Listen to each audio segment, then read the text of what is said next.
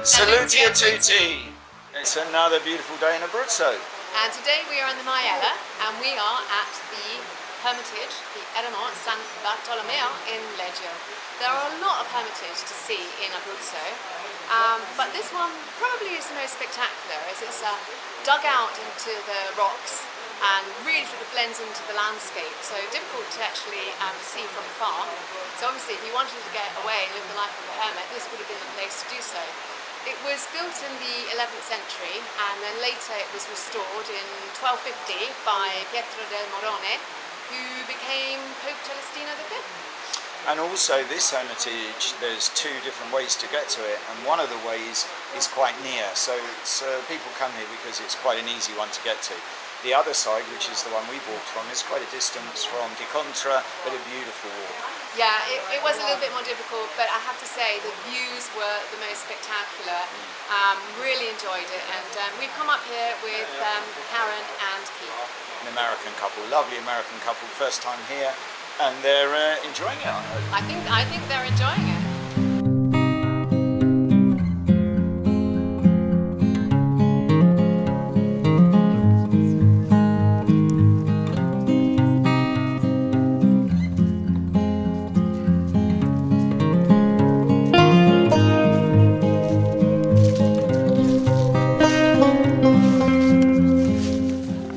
Just the best of Abruzzo. Weather-wise, November, clear air, mountains. It's another day in paradise. It really is. Yeah. Nobody, that's the other thing. Just us, it's all ours. I love that.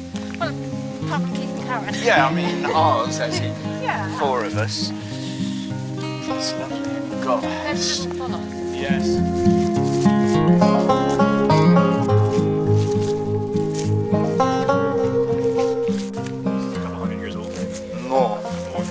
They're always dry stone and they're always in the same place, and a lot of them have survived for a lot more than a couple of hundred years. So they're here for what? The shepherd to have shelter? Yes, exactly.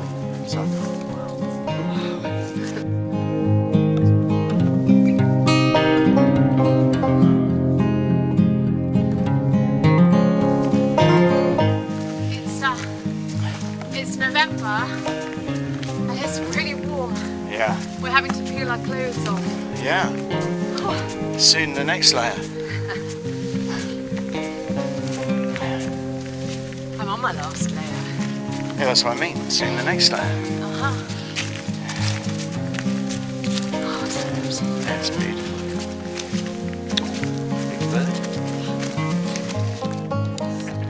There's an eagle climbing on the thermals going round and round, and it's got a massive wingspan. Oh, look at the corner grande. Wow. Check that out behind. So right here, you're in a really privileged position here. Do you know why? There's the Corno Grande and the Campo Imperatore and the Gran Sasso National Park. And there is the Maiella National Park. We are in the Maiella. That's what I mean, you can see the snow-capped mountains. Yeah. We're in the centre of the two. And somewhere over there, in the distance, is the Sorrento Velino as well. Can't quite see that from here.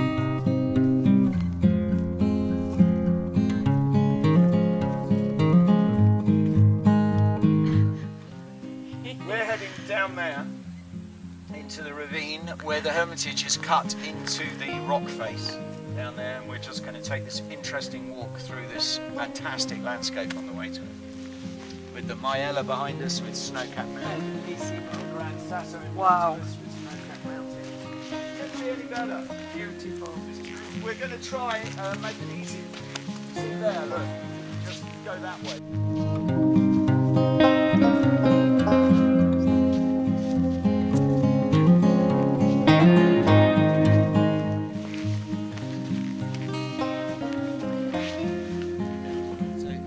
This is the first time ever that any of us have ever seen a golden fungi. Look at that. I mean, that really is gold. I've never seen one like that. Amazing. Look at that one. That's food, isn't it? Yes. It's not quite as golden. No, it's like it's been nibbled at. I think it was golden once. I think it's had a bit of it's a had nibble. its day. Yeah. It's lost its 22 carat sheen and it's down to about 9 carat, something like that. So Yeah, we're having a lovely walk on the way to the Ermo San Bartolomeo, and it's just the most stunning day today. We're going to go past some sheep in a minute and get barked at by the sheepdogs, and then walk down to the gully, and it's just, I mean, it's difficult to explain how beautiful it is. Yeah, You really need to be here. You need to be here. You really Come do. join us next Yeah. time. Just going to walk past this lovely flock of sheep and goats. So we're just walking down into the ravine now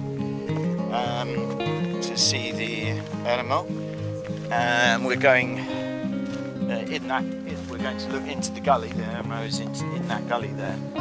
And if you come out on the other side, then you come up on that path, and that's the other way into it.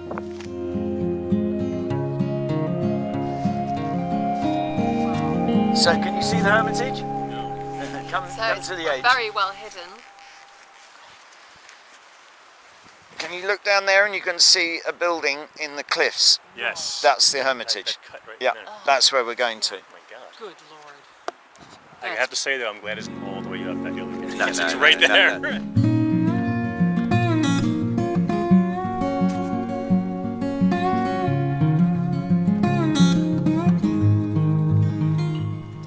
It's been raining a lot in Abruzzo recently, so the path is quite muddy and a bit slippery, so you've got to be very careful going down here now. There's the old mountain goat, Katya.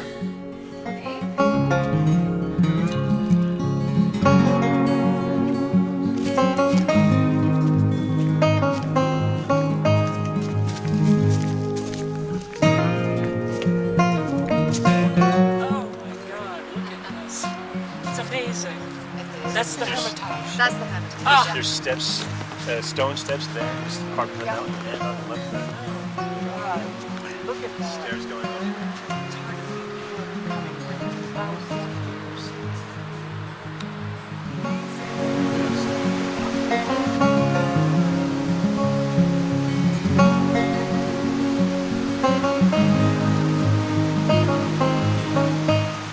Wow, look at I thought we were going to have to cross the river.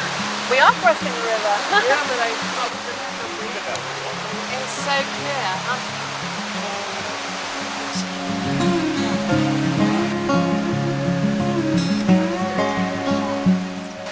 And so that's where we're going, up there, to this hidden hermitage with its terrace, all cut into the rock and built into the rock. It's got its own bell, and in a certain time of year, thousands of people make the pilgrimage to this hermitage.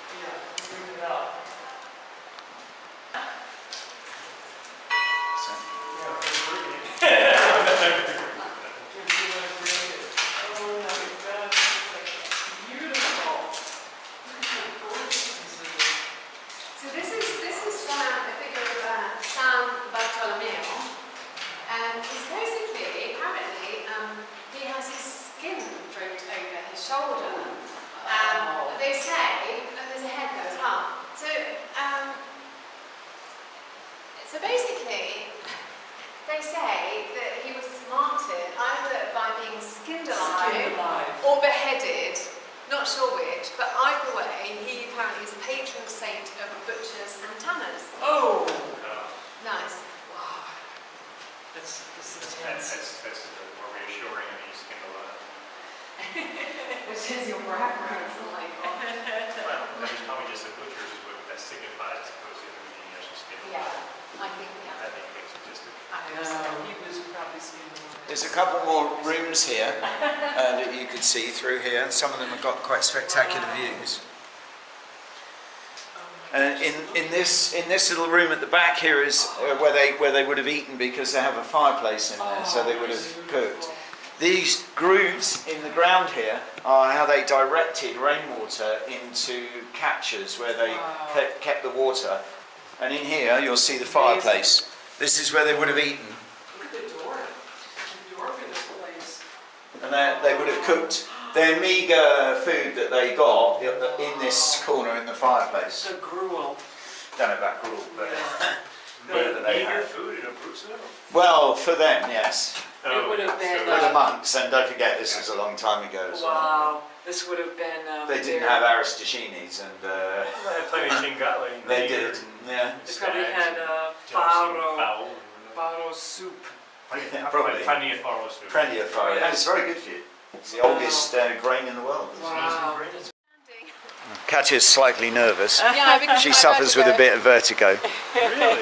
She does. Yeah, I don't. If she goes too near the edge, I'll show you. If she goes too near the edge, she wants to throw herself off. I'll show you what it's like. No, I bet not. Yeah, you'd love that. I joke, I jest. He does She's my jest. wife, I love her really. He does. What would you do? What would you do without me, darling? Let's find another one. Right for years, You wouldn't cry every night for years. I would. I promise you. Cry in my soup, in my gruel soup. Sleep for a couple of He would come here and take up residency. I would. Did you do after? So now we'll move on and go and get some lunch, I think. But Pecorino, Look at this. some salami. Ooh, look at all of this abruzzese sausages. My favorite. That one. Oh my god, my mouth is watering already. This is like just beautiful.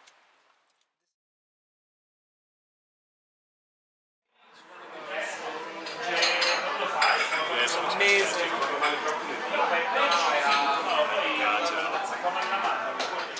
So we're having our aperitivo. We've had a fantastic weekend with our lovely American friends here, and we're having an aperitivo in San Valentino in the Mayala, in our favourite German bar. That's fantastic beer, and we're just going to have a little aperitivo together. Cheers, everybody. Cheers to everybody. Cheers, cheers. Very nice. Great expedition, great job, Andrew.